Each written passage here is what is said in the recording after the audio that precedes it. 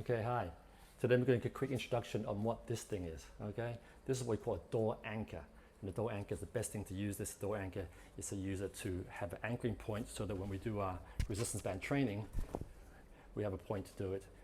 If you're in a hotel in your room, and all you do is you grab a door, slot it through, and that creates the anchor, okay? And then once you have the anchor,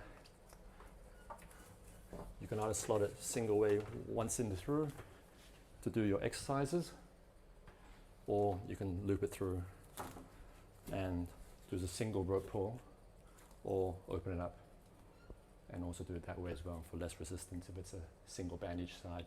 So for sideways moves, you want to put it on the middle of the body and the door. On top of the door, you want for upper moves, the tricep kick downs, pull downs, okay? And the lower of the bottom of the door is for upper body moves for your glutes and for the kickbacks. It's perfect from the ground up, okay? So obviously you have nowhere to tie this on. This is the great option if you're in home or quarantine and all you have is a door and around, nothing else to tie and anchor your bands to.